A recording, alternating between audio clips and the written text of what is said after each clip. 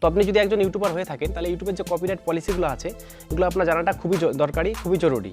আপনি যদি একজন ছোটো ইউটিউবার হয়ে থাকেন তাও আপনার জানতে হবে, আপনি যদি একজন বড় ইউটিউবার হয়ে থাকেন তাও এই ইউটিউবের যে কপিরাইট পলিসিগুলো আছে এগুলো আপনার জানতে হবে ভালো মতো। কারণ অনেক ইউটিউবার আছে যারা এই কপিরাইট পলিসিগুলো ঠিকঠাক মতো জানে না, আর কখনো যদি তাদের চ্যানেলে একটা কপিরাইট ক্লেম চলে আসে তাহলে হয়তো চিন্তা করা শুরু করে দেয় যে আমাদের চ্যানেলে কপিরাইট ক্লেম চলে আসছে, চ্যানেলটা এখন ডিলিট হয়ে যাবে, আমি চ্যানেলে মনিটাইজ করতে পারবো না, অনেক চিন্তা ভাবনা করা শুরু করে দেয়।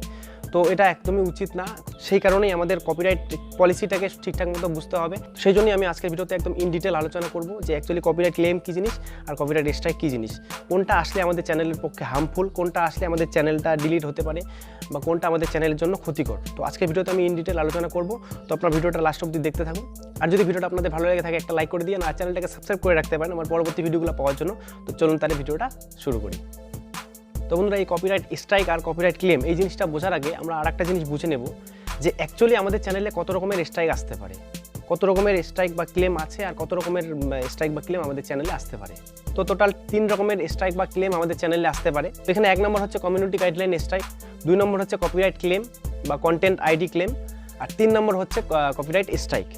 এই 3টা জিনিসই টোটাল আমাদের চ্যানেলের মধ্যে আসতে পারে। তো এই 3টা পলিসি সম্পর্কে যদি আমাদের জানা থাকে যে এই 3টা পলিসি কী কী ভায়োলেশন করলে আমাদের চ্যানেলে আসতে পারে বা কী কী করলে আমাদের চ্যানেলে এই 3টা স্ট্রাইক বা ক্লেম আসতে পারে। তো প্রথমে আমরা আলোচনা করব কমিউনিটি গাইডলাইন স্ট্রাইক সম্পর্কে, তারপর আমরা আলোচনা করব কপিরাইট ক্লেম আর কপিরাইট স্ট্রাইক এই বিষয় দুটো নিয়ে, ঠিক আছে। তো কমিউনিটি গাইডলাইন স্ট্রাইক হচ্ছে আমরা যদি ইউটিউবের কোনো কমিউনিটি গাইডলাইনকে ভায়োলেশন করি, মানে ইউটিউবের যেগুলো কমিউনিটি গাইডলাইন আছে সেগুলো আপনাদের মোটামুটি সবার জানা আছে যে যদি আমরা কোনো অ্যাডাল্ট কন্টেন্ট আমাদের চ্যানেলের মধ্যে দেখাই বা কোনো হার্মফুল ভিডিও আমরা তৈরি করছি যেটা দিয়ে পাবলিকের ক্ষতি হচ্ছে, মানুষের যেটা থেকে ক্ষতি হচ্ছে বা হতে পারে ক্ষতি, সেরকম কন্টেন্ট যদি আমাদের ভিডিওতে আমরা দেখাই তাহলে ইউটিউবের যে কমিউনিটি গাইডলাইন আছে সেই গাইডলাইনগুলোকে ভায়োলেশন করা হবে।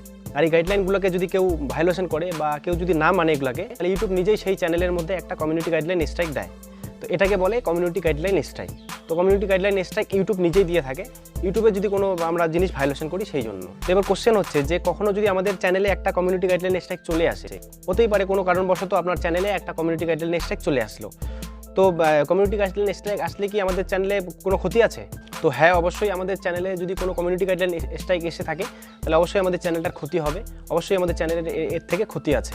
তো কোনো চ্যানেলে যদি কমিউনিটি গাইডলাইন স্ট্রাইক এসে থাকে তাহলে সেটা 90 ডেজ অ্যাক্টিভ থাকে। এই 90 ডেজের মধ্যে যদি আরও 2টা পরপর কমিউনিটি গাইডলাইন স্ট্রাইক চলে আসে তাহলে সেই চ্যানেলটাকে টার্মিনেট করে দেওয়া হয়, মানে সেই চ্যানেলটাকে ইউটিউব থেকে ডিলিট করে দেওয়া হবে।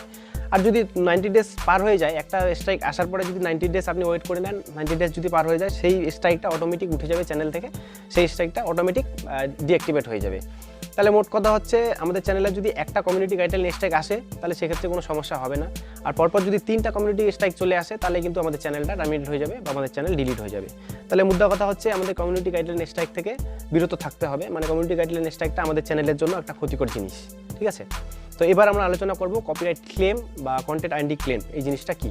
তো কপিরাইট ক্লেম বা কন্টেন্ট আইডি ক্লেম জিনিসটা কি? তো সহজ ভাষায় বলতে গেলে আমরা যদি কখনো কোনো চ্যানেলের বা অন্য কারো কোনো কন্টেন্ট যদি কপি করে যদি কোনো পার্ট সেখান থেকে কেটে বা কোনো তার অডিও কেটে সেখান থেকে যদি ইউজ করি আমাদের ভিডিওর মধ্যে, তাহলে ইউটিউবে যে অ্যালগোরিদম আছে সেটাকে ডিটেক্ট করে নেবে, সেটাকে ডিটেক্ট করে নিয়ে আর সেই কন্টেন্ট আমরা যেই কন্টেন্টটাকে কপি করব সেই কন্টেন্টটা যদি কন্টেন্ট আইডি নেওয়া থাকে তাহলে ইউটিউব থেকে আমাদের একটা কপিরাইট ক্লেম বসিয়ে দিবে আমাদের চ্যানেলের মধ্যে।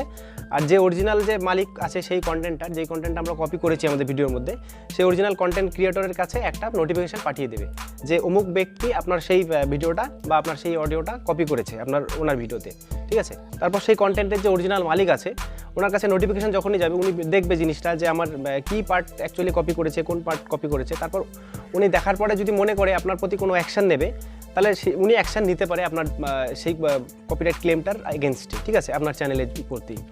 কিন্তু ইউটিউব নিজে কোনো অ্যাকশন নিতে পারবে না আপনার সেই কপিরাইট এই ক্লেমটার জন্য, সেটা একমাত্র অধিকার থাকবে হচ্ছে যিনি অরিজিনাল কন্টেন্ট ক্রিয়েটর তিনি আপনার এগেনস্টে নিতে পারে, যদি ওনার সেই ভিডিওটার কন্টেন্ট আইডি নেওয়া থাকে তাহলে, ঠিক আছে। তো এবার এখানে প্রশ্ন হলো যে আমাদের যদি চ্যানেলে কপিরাইট ক্লেম চলে আসে কখনো কোনো কারণবশত, তাহলে কি আমাদের চ্যানেলটার কোনো ক্ষতি আছে? তো না বন্ধুরা, এখানে একদমই কোনো ক্ষতি হবে না আমাদের চ্যানেলে। এর জন্য আমাদের মনিটাইজেশনও কোনো সমস্যা হবে না, আমাদের চ্যানেলও ডিলিট হবে না, আমাদের চ্যানেলের উপর কোনো ইমপ্যাক্ট পড়বে না, মোট কথা হচ্ছে এটা। তো এখানে কপিরাইট ক্লেমে আমাদের চ্যানেলের জন্য কোনো সমস্যা হয় না। তো এবার এখানে প্রশ্ন হচ্ছে যে অরিজিনাল যে কন্টেন্ট ক্রিয়েটর আছে তিনি কী কী অ্যাকশন নিতে পারে এই ক্লেমটার এগেনস্টে। তো তো 1 নম্বর হচ্ছে তিনি সেভাবেই অ্যাজ ইট ইজ চলতে দিতে পারে, যেভাবে চলছে ভিডিওটা সেভাবেই চলতে দিতে পারে।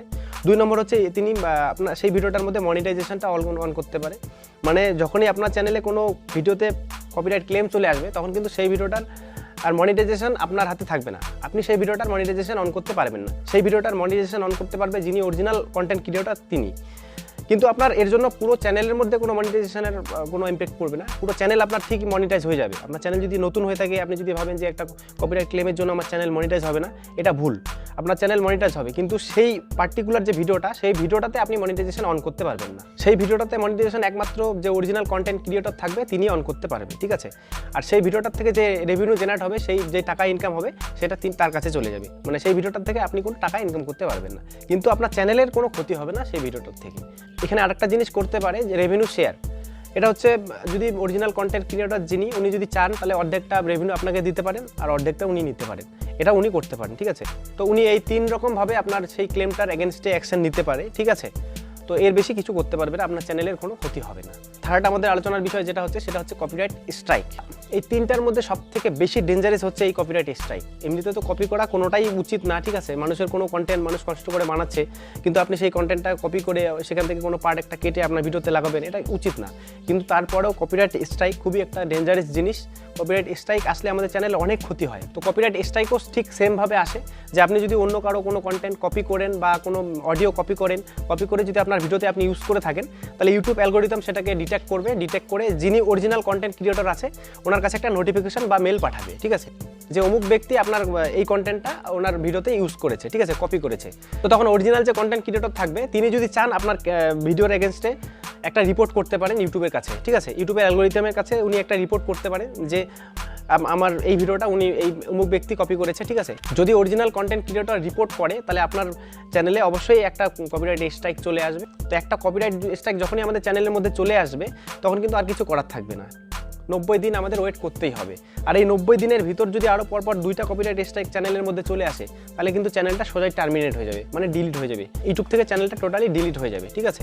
তো এই কপিরাইট স্ট্রাইক থেকে আমাদের খুব বিরত থাকতে হবে, কপিরাইট স্ট্রাইক যাতে আমাদের চ্যানেলে না আসে সেরকম বুদ্ধি করতে হবে, ঠিক আছে। তো এবার এখানে অনেকের মধ্যে একটা কোশ্চেন আসছে যে কপিরাইট ক্লেম আর কপিরাইট স্ট্রাইক এই দুটো তো একই জিনিস, একই রকমভাবে হচ্ছে। তো বন্ধুরা আমি বলে দিই যে কপিরাইট ক্লেম আর কপিরাইট স্ট্রাইক একই জিনিস না, দুইটা আলাদা জিনিস। কপিরাইট ক্লেম কারা দেয়? কপিরাইট ক্লেম যারা আপনার চ্যানেলে দেবে তারা আপনার চ্যানেলটার কোনো ক্ষতি করতে চাইছে না, তারা চাইছে যে আপনার সেই ভিডিওটার থেকে যা রেভিনিউটা ইনকাম হচ্ছে সেটা তিনি ইনকাম করতে যাচ্ছে, মানে তিনি সেটা নিতে যাচ্ছে। কপিরাইট ক্লেম সবসময় বড় বড় চ্যানেল যেগুলো থাকে, যেমন টি সিরিজ, বড় বড় এরকম ওয়েবসাইট আছে যেগুলো free website, free stock footage, free video পাওয়া যায়, ফ্রি মিউজিক পাওয়া যায়, এরকম ফ্রি ওয়েবসাইট অনেক আছে। তো এই ওয়েবসাইটগুলো সাধারণত কপিরাইট ক্লেম দিয়ে থাকে, কারণ এদের প্রত্যেকটা কন্টেন্ট আইডি ক্রিয়েট করা আছে। তো এদের যদি আপনি কোনো কন্টেন্ট আপনার ভিডিওতে ইউজ করেন, তাহলে আজকে যদি না আসে আপনার ভিডিওতে কপিরাইট ক্লেম, তাহলে ভবিষ্যতে গিয়ে একদিন না একদিন আপনার ভিডিওতে কপিরাইট ক্লেম শিওর আসবে, কারণ আপনার সেই ভিডিওটা থেকে যা রেভিনিউটা ইনকাম হবে, রেভিনিউ জেনারেট হবে, সেই রেভিনিউটা সেই কোম্পানি তখন নিয়ে নেবে, ঠিক আছে, কপিরাইট ক্লেম আপনার ভিডিওতে করে। তখন সেই ভিডিওটা থেকে আপনি আর কোনো ইনকাম করতে পারবেন না। আর এই কপিরাইট ক্লেম যদি আমাদের ভিডিওতে একবার এসে থাকে, তাহলে এই কপিরাইট ক্লেম লাইফ টাইমের জন্য আমাদের ভিডিওতে থেকে যাবে। এটা 90 ডেজ পরে আমাদের ভিডিও থেকে আবার চলে যাবে না, এটা থেকেই যাবে, ঠিক আছে। সারা জীবনের জন্য আপনার সেই ভিডিওটা থেকে যারা রেভিনিউ ইনকাম হবে সেটা সেই কোম্পানি বা সেই চ্যানেলের কাছে চলে যাবে। তো মুদ্রা কথা হচ্ছে আমাদের কপিরাইট ক্লেম যদি এসে থাকে তাহলে আমাদের কোনো চ্যানেলের জন্য কোনো সমস্যা নেই, কিন্তু সেই ভিডিওটার থেকে আমরা ইনকাম করতে পারবো না। আর কপিরাইট স্ট্রাইক কারা দেয়? কপিরাইট স্ট্রাইক যদি আপনার চ্যানেলে আসে তাহলে কপিরাইট স্ট্রাইক সবসময় কোনো বড় চ্যানেল আপনাকে দিবে না, বা বড় কোনো ওয়েবসাইট বড় এরকম দেবে না। কপিরাইট স্ট্রাইক আপনার চ্যানেলে আসা মানে কি, আপনি তার কন্টেন্ট ইউজ করেছেন, উনি চাইছে যে আপনার চ্যানেলটা একদম টোটালি ব্যান করে দিতে, ঠিক আছে, এরকম উদ্দেশ্য নিয়ে আপনাকে কপিরাইট স্ট্রাইক দেওয়া হয়। তো কপিরাইট ক্লেম যদি আমাদের চ্যানেলে আসে তাহলে সেক্ষেত্রে আমাদের কোনো সমস্যা হবে না। আর কপিরাইট স্ট্রাইক যদি আমাদের চ্যানেলে এসে থাকে তাহলে সেক্ষেত্রে আমাদের চ্যানেলটার মধ্যে ইম্প্যাক্ট করতে পারে, ঠিক আছে। তো এই ছিল আজকের আমাদের ভিডিও। এরপরেও যদি আপনাদের কিছু জানার থাকে, কিছু কোশ্চেন থাকে, তাহলে আপনারা ডিসক্রিপশনে আমাকে লেখেন, আমি অবশ্যই আপনাদের হেল্প করার চেষ্টা করব, ঠিক আছে। আমি অবশ্যই আপনাদের কোশ্চেনটির অ্যান্সার করব। আর আপনারা সবাই ভালো থাকবেন, সুস্থ থাকবেন, আবার দেখা হচ্ছে নেক্সট ভিডিওতে। Thank you.